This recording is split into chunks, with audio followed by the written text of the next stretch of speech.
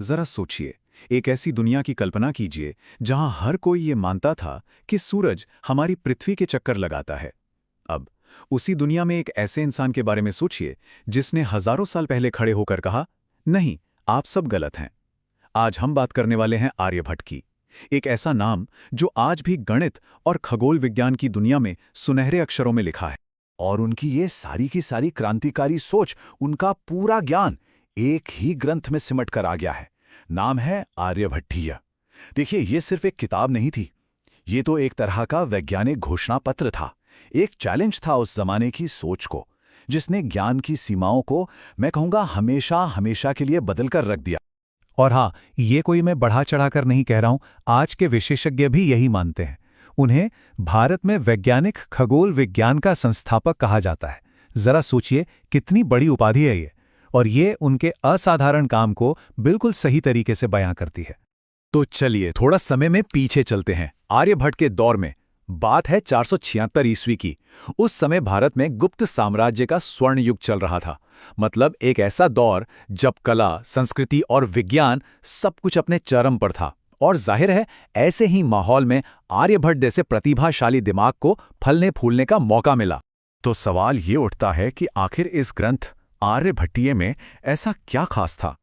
चलिए इसके पन्नों को जरा पलट कर देखते हैं। देखिए, इस किताब का मकसद बहुत बड़ा था। आर्यभट्ट उन लोगों में से नहीं थे जो पुरानी बातों को बस आंख बंद करके मान लें। नहीं, उन्होंने पुरानी खगोलीय मान्यताओं पर सवाल उठाए, और सिर्फ सवाल ही नहीं उठाए, बल्कि वैज्ञानिक तर्क और एकदम सटीक कैलकुलेशंस के आधार पर उन्हें एक नए, एक मजबूत आधार पर फिर से खड़ा किया। अगर आप आर्यभट्टीय की विषय सूची यानी इसके टेबल ऑफ कंटेंट्स पर एक नजर डालें तो आपको उनके ज्ञान की गहराई का अंदाजा हो जाएगा। एक तरफ तो गणित के मुश्किल से मुश्किल सिद्धांत हैं, और दूसरी तरफ खगोल विज्ञान के गहरे रहस्य। ये सूची ही अपने आप में उनके असाधारण दिमाग का सबसे बड़ा सबूत है। अच्छा, अब हम आसमान के तारों की दुनिया में खो जाएं, उससे पहले चलिए उनके पहले प्यार यानी गणित की बात करते हैं।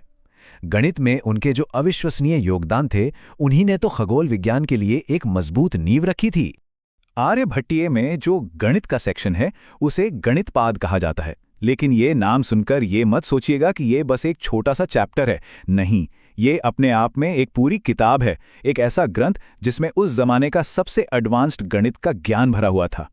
और इसी गणितपाद के अंदर एक ऐसा नंबर छिपा है जो आज भी हम सबको हैरान कर देता है। वो नंबर है 3.1416। जी हां, बिल्कुल सही पहचाना, ये पाई की वैल्यू है। और कमाल की बात यह है कि आर्यभट्ट ने इसे सदियों पहले ही कैलकुलेट कर लिया था। एक पल के लिए सोचिए, 5वीं शताब्दी है, कोई कैलकुलेटर नहीं, कोई कंप्यूटर नहीं, और उस जमाने में पाई का इतना सटीक मान निकाल लेना, ये किसी चमत्कार से कम था क्या? आर्यभट्ट ने इसे परिधि व्यास अनुपात का नाम दिया था, और सच कहूं तो ये उस दौर की सबसे बड़ी वैज्ञानिक उपलब्धियों में से एक थी, इसमें कोई शक नहीं। और ये तो बस एक छोटी सी झलक है। पाई के अलावा भी गणितपाद में बहुत कुछ था। स्क्वायर रूट, क्यूब रूट, त्रिभुज का एरिया कैसे निकालना है, स्फीयर का वॉल्यूम, यहां तक कि अरिथमेटिक प्रोग्रेशन सीरीज जैसी जटिल चीजें भी थीं। ये कहना गलत नहीं होगा कि ये उस समय का एक पूरा का पूरा मैथमेटिक्स का सिलेबस था।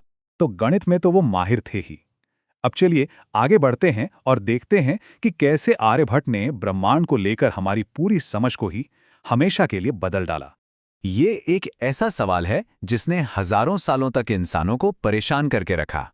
सवाल ये था कि क्या सूरज पृथ्वी के चक्कर लगाता है या फिर पृथ्वी अपनी धुरी पर घूमती है? मतलब जो हम अपनी आंखों से रोज देखते हैं, क्या वही सच है? इस सदियों पुराने सवाल का आर्यभट्ट ने एक ऐसा जवाब दिया जो सच में क्रांतिकारी था। देखिए, उस जमाने में तो हर कोई यही मानता था कि पृथ्वी अपनी जगह पे स्थिर है और सूरज, चांद, तारे सब उसके चारों तरफ घूम रहे हैं। लेकिन आर्यभट्ट ने इस सोच को जड़ से हिला दिया। उन्होंने कहा, नहीं, ऐसा नहीं है, पृथ्वी अपनी ही धुरी पर घूमती है, और इसी घूमने की वजह से हमें ऐसा लगता है कि तारे चल रहे हैं।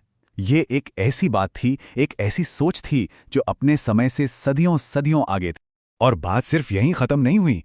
उन्होंने उस समय ग्रहण को लेकर जो अंधविश्वास फैले हुए थे, उन पर भी सीधा हमला किया। उन्होंने दुनिया को ये समझाया कि देखो, सूर्य ग्रहण या चंद्र ग्रहण किसी देवी देवता के गुस्से का नतीजा नहीं है, ये तो बस पृथ्वी और चंद्रमा की परछाई का एक खगोलीय खेल है। ये विज्ञान की अंधविश्वास पर एक बहुत बड़ी जीत थी। और ये सब हवा में कही गई बातें नहीं थीं, कोई अंदाजा नहीं था। उन्होंने ग्रहण को समझने के लिए एक पूरा साइंटिफिक सिस्टम तैयार किया कि भाई ग्रहण की प्रकृति क्या है, वो ठीक किस समय पर लगेगा, पृथ्वी की छाया की लंबाई कितनी होगी और ग्रहण कितनी देर तक चलेगा। इन सब की उन्होंने सटीक गणना की। ये था प्योर साइंस। तो अब सवाल ये है कि आर्यभट्ट के इन क्रांतिकारी विचारों का आखिर असर क्या हुआ। चलिए देखते हैं कि उनकी ये विरासत आज भी हमारे बीच कैसे जिंदा है। आर्यभट्ट का काम सिर्फ एक किताब में बंद होकर नहीं रह गया, बल्कि उनके काम ने एक पूरी की पूरी परंपरा शुरू कर दी, एक स्कूल ऑफ थॉट को जन्म दिया जिसे आज हम आर्यभट्ट स्कूल के नाम से जानते हैं। और इसी स्कूल ने सदियों तक भारत के महान गणितज्ञों और खगोलविदों को न सिर्फ रास्ता दिखाया बल्कि उन्हें प्रेरित भी किया।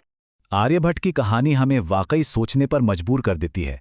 अगर एक अकेला इंसान सदियों से चली आ रही सोच को चुनौती दे सकता है, उसे बदल सकता है, तो जरा सोचिए हमारे प्राचीन ग्रंथों में और कितने ही ऐसे क्रांतिकारी विचार छिपे होंगे जो बस इस इंतजार में हैं कि कोई उन्हें फिर से खोज निकाले। और ये खोज आज